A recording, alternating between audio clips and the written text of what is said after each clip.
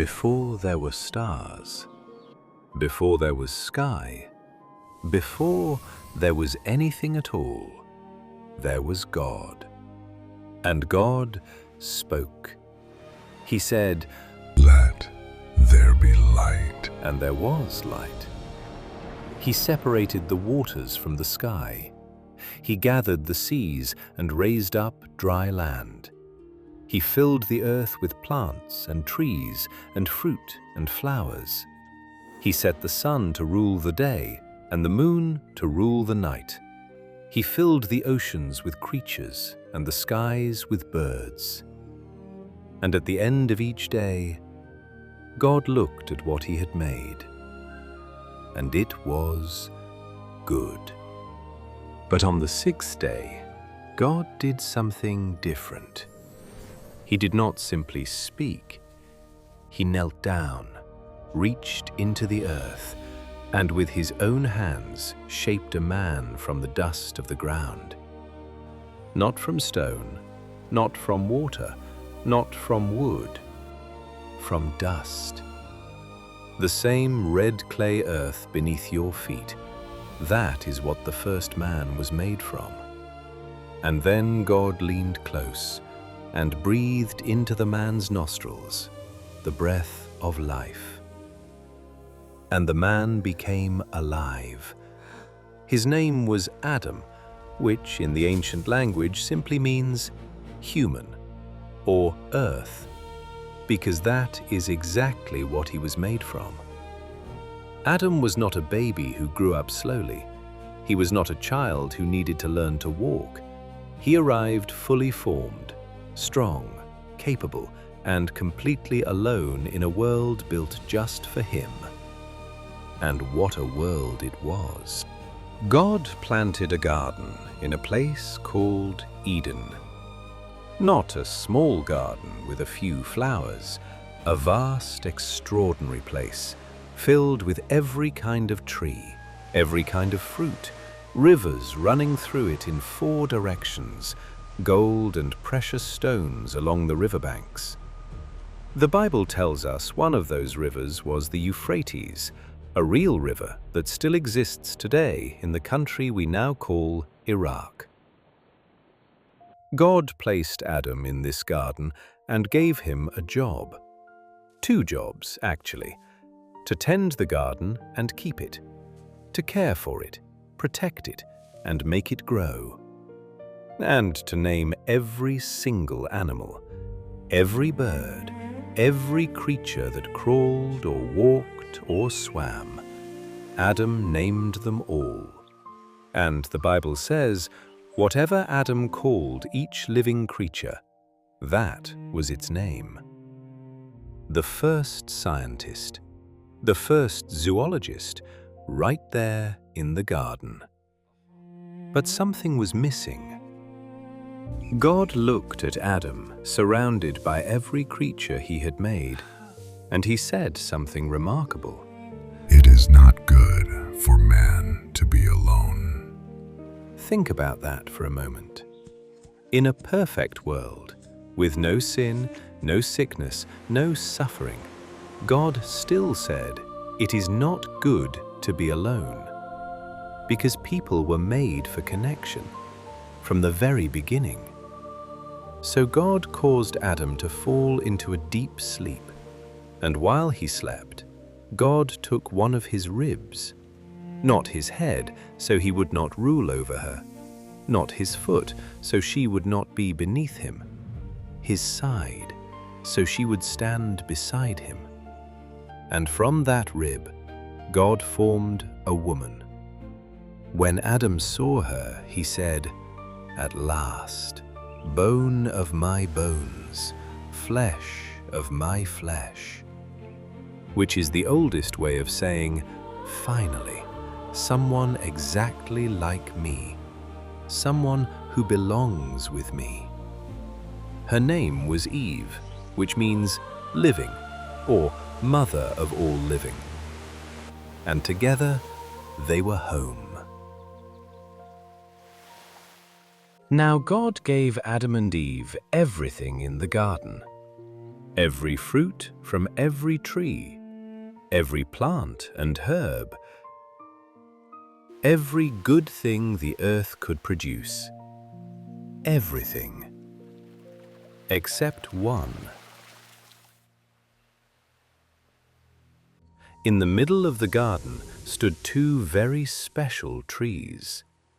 The tree of life, whose fruit would allow them to live forever, and the tree of the knowledge of good and evil. God said, You may eat from every tree in the garden, but from the tree of the knowledge of good and evil you must not eat. Because on the day you eat from it, you will surely die. One rule in an entire garden of abundance. Just one. And that was the one they could not keep. Now the Bible tells us that a serpent came to Eve in the garden. This was no ordinary snake. The Bible describes it as the most crafty of all the creatures, subtle, clever, and dangerous. And it said to her, Did God really say you must not eat from any tree in the garden? Notice what it did. It did not say, Eat the fruit and you will die. It started with a question, a small twist on what God actually said. Eve corrected it. We can eat from any tree except the one in the middle, that one right there. God said, if we touch it, we will die. And the serpent said, You will not die. God knows that when you eat it, your eyes will be opened, and you will be like God, knowing good and evil. The oldest lie ever told. You can be like God. You do not need God. You can decide for yourself what is good and what is evil. That lie is still being told today. Eve looked at the tree. The Bible's exact language, the fruit looked good to eat.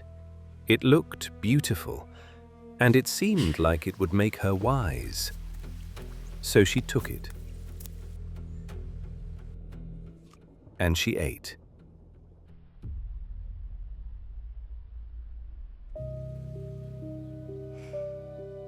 And she gave some to Adam.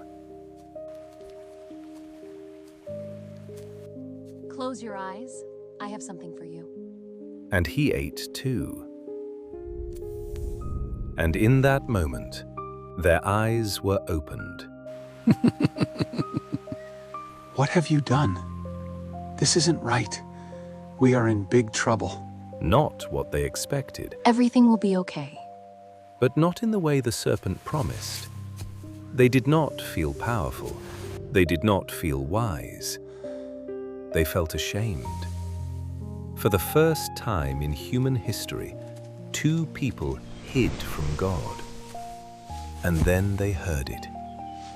The sound of God walking in the garden in the cool of the day. Adam! Adam! Where are you? Adam! Now think carefully about that question. God knew exactly where Adam was. God knows everything. He was not asking for directions. He was asking, where are you with me? What has happened between us? Adam said, I heard you coming and I was afraid because I was naked. So I hid. and God said, Who told you that you were naked? Did you eat from the tree I told you not to eat from? and Adam said, The woman you gave me, she gave me the fruit, and I ate it. the very first excuse in human history. blaming someone else, even blaming God a little. And Eve said, "The serpent deceived me, and I ate." Accountability had left the garden the same moment sin entered it.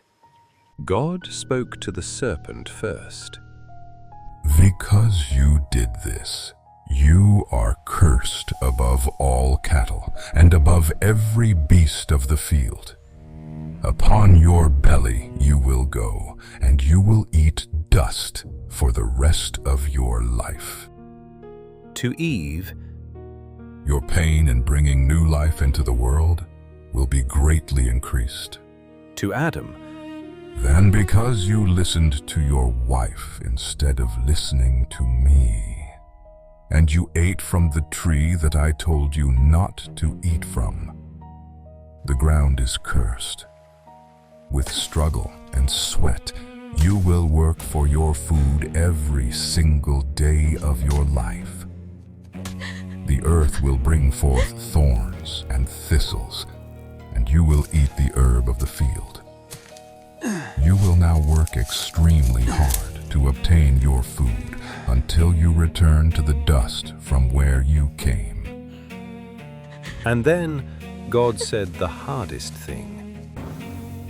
Because you came from dust to dust, you will return. Death entered the world on that day, and God sent them out of the garden. But before they left the garden, God did something extraordinary. He took the life of an animal, the first death in human history, and from its skin, He made coverings for Adam and Eve. Their fig leaves, the thing they made themselves to cover their own shame, were not enough. Only what God provided would do.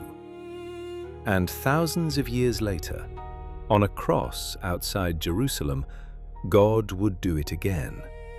An innocent life taken, blood shed, to cover the shame of every human being who ever lived, if they would receive it.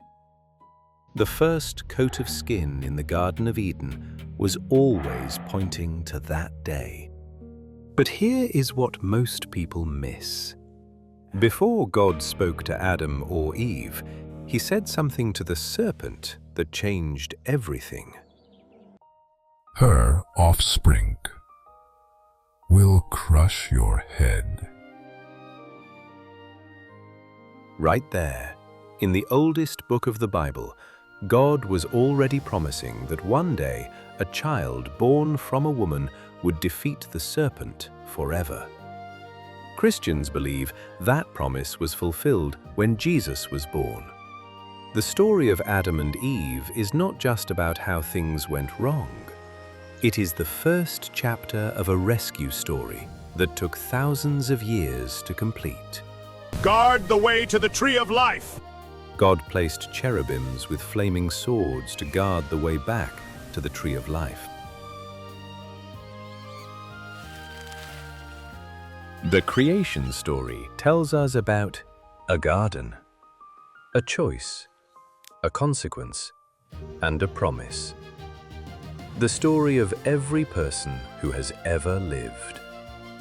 But also the story of a God who did not walk away, who went looking, who made a promise, and who kept it.